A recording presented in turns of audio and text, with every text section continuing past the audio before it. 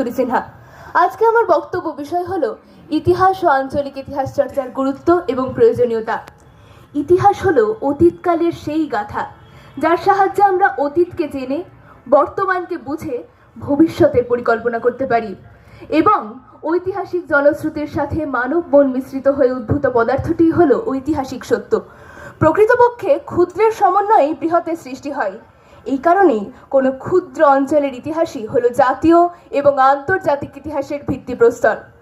আঞ্চলিক ইতিহাস বলতে বোঝায় কোনো স্থানের নিজস্ব ইতিহাস, যা ওখানকার লোককাহিনী, লোক সংস্কৃতি এবং স্থানীয় জনগোষ্ঠীর আর্থ সামাজিক এবং সাংস্কৃতিক বিষয়াদির সমন্বয়ে গড়ে ওঠে।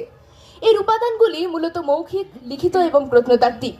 19 শতকের ইংল্যান্ডে সর্বপ্রথম এর সূত্রপাত, যা পরবর্তীতে প্রসারিত হয় আমেরিকায়।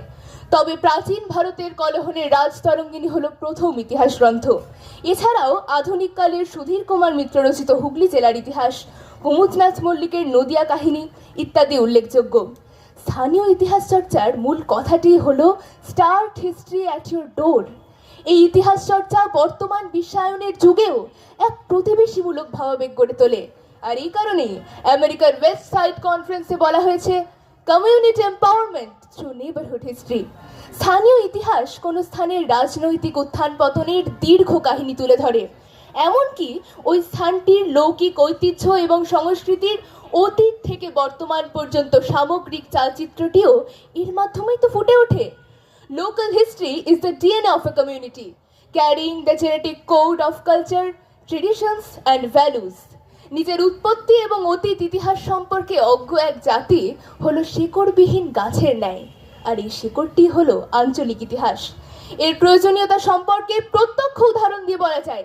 আমাদের জেলারই শ্রীপুর প্রাসাদ, নিমতিতা রাজবাড়ি, জাফরগঞ্জের কেল্লা, কীর্তেশ্বরীর মূল মন্দিরটি ব্যতীত আনুষঙ্গিক অসংখ্য বাংলা ইটের মন্দির, সুপ্রাচীন টেরাকোটার কাজে সমৃদ্ধ রত্নেশ্বরের শিব মন্দির, ফৌতি মসজিদ ইত্যাদি অনেক অজ্ঞাতনামা অথচ গুরুত্বপূর্ণ ঐতিহাসিক স্থাপত্যগুলি বর্তমানে জনসাধারণের ইতিহাস চেতনার অভাব এবং সরকারি অবহেলায় কালের গর্ভে বিলীয়মান।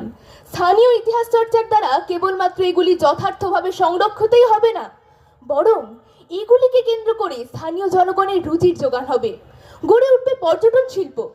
তদুপরি এই ইতিহাস চর্চা স্থানীয় জনগণের মনে এক গর্ববোধ, জাত্যাভিমান এবং সর্বোপরি সমষ্টিগত ঐক্যের জন্ম দেবে। মুর্শিদাবাদের ইতিহাসের লিখিত উপাদান রূপে শ্রীশচন্দ্র চ্যাটার্জির মুর্শিদাবাদ কথা, কমল ব্যানার্জির মুর্শিদাবাদ থেকে বলছি, নিখিলনাথ রায়ের মুর্শিদাবাদ কাহিনী ইত্যাদি হলো আকর গ্রন্থ।